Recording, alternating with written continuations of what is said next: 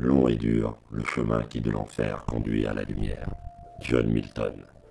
Sorti en 1995 et réalisé par David Fincher, Seven est pour moi le meilleur thriller de tous les temps. Dans une ambiance noire, malsaine et glauque, il s'initie sa première collaboration avec Brad Pitt. L'histoire démarre pourtant classiquement pour finir en apothéose avec le meilleur twist final que j'ai jamais vu.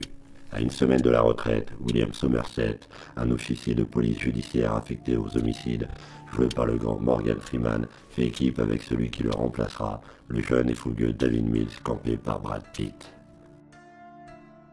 Alors qu'il espérait sa dernière semaine calme, des meurtres horribles sont perpétrés dans une ville sombre et sans nom. Bien que les deux caractères opposés des deux hommes devraient les pousser à la confrontation, ils vont pourtant collaborer pour trouver l'auteur de ces crimes méticuleux.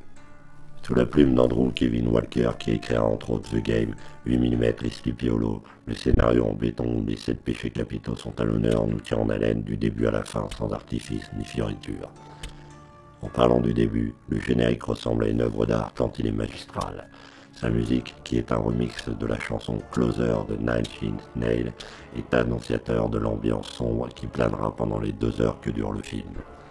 Fincher a choisi volontairement de ne pas créditer l'acteur qui campe le tueur pour une surprise totale lors de la révélation de son identité.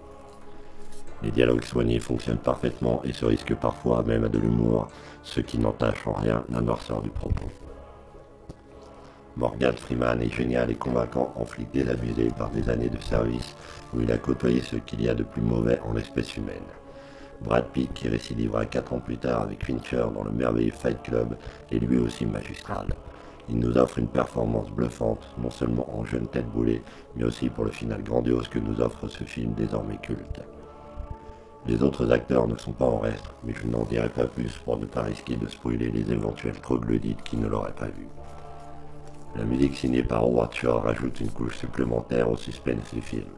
Malgré ses 23 ans, Seven reste le maître incontesté dans sa catégorie et ne perd en rien de sa force.